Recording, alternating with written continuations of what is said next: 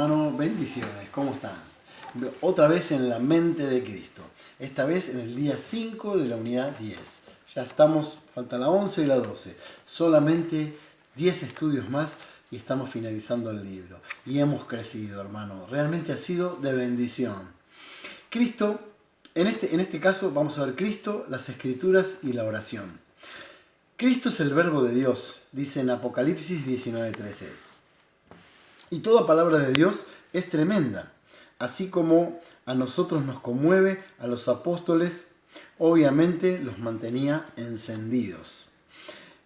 En Lucas 24:32 dice, y se decían el uno al otro, ¿no ardía nuestro corazón en nosotros mientras nos hablaba en el camino y cuando nos abría las Escrituras?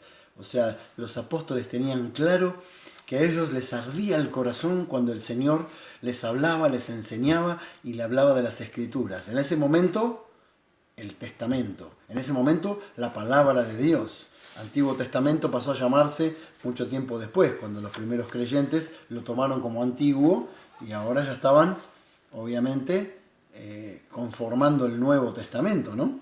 Entonces, Jesucristo mostraba un notable conocimiento del Antiguo Testamento.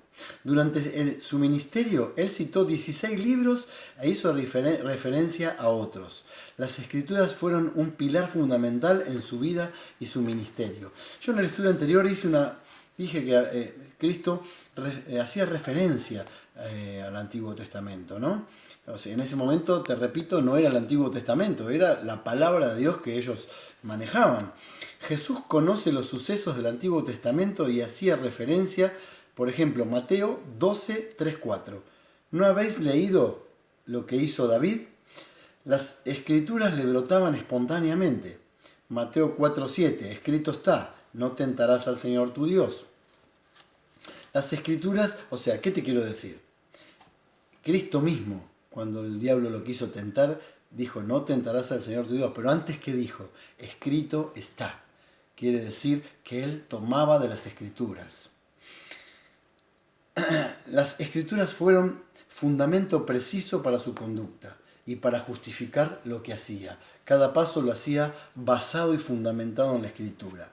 En el caso de las parábolas, los labradores malvados que atendían la viña, te cuento que proviene de Isaías 5:2. Jesús citaba a sus discípulos siempre el Antiguo Testamento y también lo hacía con los fariseos. En el patio de Caifás, Jesús respondió con Daniel 7:13. Yo soy, y veréis al Hijo del Hombre sentado a la diestra del poder de Dios y viniendo en las nubes del cielo. ¿No? Eso sería Marcos 14:62, pero ahora te digo Daniel 7:13. Miraba yo en la visión de la noche, y he aquí con la visión de la noche, y he aquí con las nubes del cielo venía como un hijo de hombre. O sea, Cristo estaba haciendo referencia a la palabra de Dios mientras estaba hablando. Así Jesucristo también hacía referencia en Daniel 12:3 con Mateo 13:43. Buscalo, despertá tu apetito por la palabra, buscalo. Ese te lo dejo, como siempre, como te dije en el anterior, tarea para el hogar. Acordate, Daniel 12:3, hacelo en comparativa con Mateo 13:43. Jesucristo permanentemente hacía referencias a la palabra de Dios, el Antiguo Testamento. Él se interesaba en que comprendieran las Escrituras. Fíjate en Lucas 24:27. Y comenzando desde Moisés y siguiendo por todos los profetas, les declaraba en todas las Escrituras lo que de él decían. Ahora, esto realmente es una cosa tremenda, porque a veces uno lee las cosas y no se da cuenta de lo que está leyendo. Jesús había muerto y resucitado. Después que Jesucristo resucitó, pasó 40 días con los apóstoles. Miren si tuvo tiempo de darse cuenta que había resucitado. Dentro de esos 40 días, dice que estuvo con sus discípulos. Y en esas charlas, dice la palabra en Lucas 24:27, que comenzando desde Moisés y siguiendo por todos los profetas, o sea, Daniel, Ageo, todos los profetas, les declaraba en todos lo que de él decían. Miren, por ejemplo, ¿no? Te doy un ejemplo, diría Jesús. Miren, Daniel dijo esto de mí. Miren, Moisés dijo esto de mí. Miren, Ageo dijo esto de mí. O sea, fue viendo cada profeta lo que decían de él. Que él era una profecía que iba a suceder. Y de hecho, él mismo se los estaba diciendo. Se te pone la piel de gallina, hermano. Quiere decir que Jesús mismo les enseñó y les mostró las profecías sobre su propia venida a sus discípulos. Es tremendo. Jesús mostró que la mente espiritual encuentra gran luz en la Biblia. En Juan 10:35, la escritura no puede ser quebrantada. Imposible. Como decía la vez pasada el pastor, ni un punto ni una coma. Todo completo.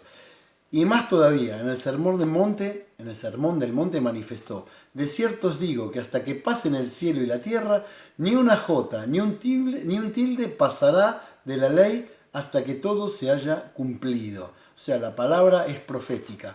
Nada puede modificarla. Nada puede tocarla ni quebrantarla. Jesús reverenciaba las Escrituras y señaló la gran consumación en su segunda venida. Y cuando te hablo de las Escrituras, hermano, te propongo que lo escribas con mayúscula, con E mayúscula, porque estamos hablando de las Escrituras sagradas de Dios. Y Dios también. Y Dios también con mayúscula. Y Dios también con mayúscula, porque lo vas a encontrar muchas veces en la Biblia con minúscula, pero no está hablando de nuestro Dios, está hablando de un Dios pagano o de cosas así. Dios con mayúscula, o el Señor con mayúscula. Te está hablando de lo sagrado.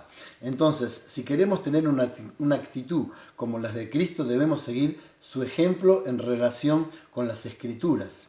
Tómate tu tiempo personal, medita sobre los pasajes que sientas y búscalos en profundidad.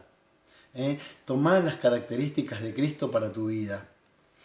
Ahora te voy a hablar de la oración. Jesucristo practicaba la oración en todo momento. La oración es un factor decisivo en la vida de una persona espiritual. Amén. Si vos sos espiritual, si vos crees en Cristo, si vos seguís a Cristo, si querés tener las semejanzas de Cristo, indudablemente necesitas de la oración. La oración tiene poder. Debemos imitar a Cristo en todo esto. El hecho de orar despierta el poder. La oración tiene poder, como te decía. Hagamos como Jesús. Busquemos lugares privados. Es importante entrar en el secreto de Dios, en oración. En el secreto de Dios me refiero a estar en intimidad con Él, ¿no? En Marcos 1:35 dice: levantándose muy de mañana, siendo aún muy oscuro, salió y se fue a un lugar desierto y allí oraba. Y estaba hablando Marcos precisamente de Cristo, de nuestro Señor Jesucristo. Muy de mañana, siendo muy oscuro, o sea, que no era que era oscurito, era muy oscuro, y iba a un lugar desierto y allí oraba. Ahí es donde tenemos que entrar nosotros, en esa misma conducta, digamos.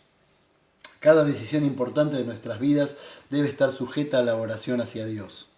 Es cuando no falla, porque Dios nos contesta con lo que nos va a hacer bendecido. Cuando una cosa no es de Dios, si la orás, no vas a tener la respuesta que una de esas estabas esperando.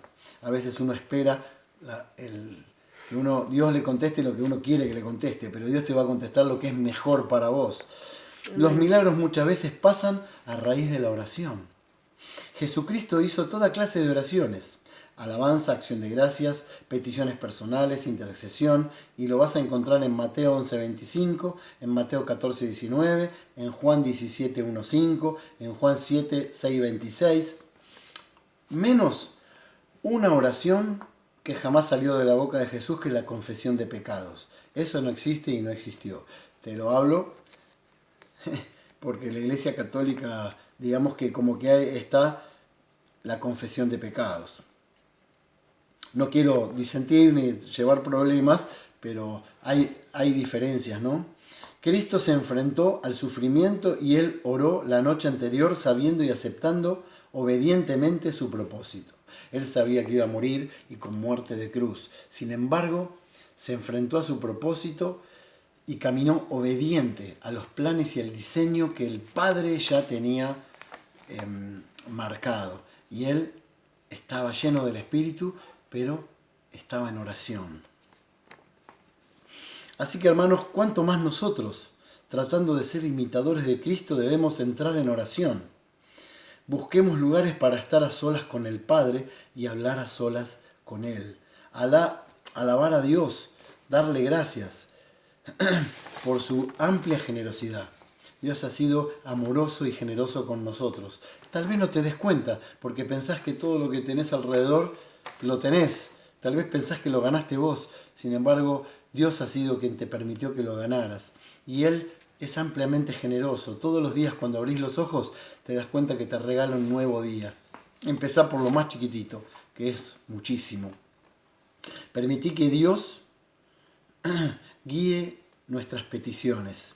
Busquemos ser semejantes a Él, a Cristo, ¿no? Unámonos a Dios en su obra al orar por otros conforme a su voluntad. Debemos orar por otros conforme a la voluntad de Dios para que en nosotros trabaje ese amor por nuestros semejantes. Si yo me preocupo por el hermano y oro por él, quiere decir que despierto ese amor en mí hacia mis semejantes, que es el segundo mandamiento. Así que bueno, hermanos, que esta palabra realmente te haya servido, te haya conmovido, la puedas tomar para tu vida. 18 horas nos estamos encontrando en el grupo. Desde ya bendiciones, podés contactarte de manera privada o podés contactarte para entrar al grupo, a las charlas. Queda poquito, pero nunca es tarde. Como yo siempre le digo a los hermanos cuando a veces dan el presente tarde, nunca es tarde. Mañana la unidad 11. Mañana la unidad 11. Quiere decir son 10 capítulos que faltan. 10 estudios. Que en la unidad 11 vamos a ver santidad y amor. Hermano, muchas bendiciones. Cuida a tu familia, cuídate, quédate en casa. Bendiciones.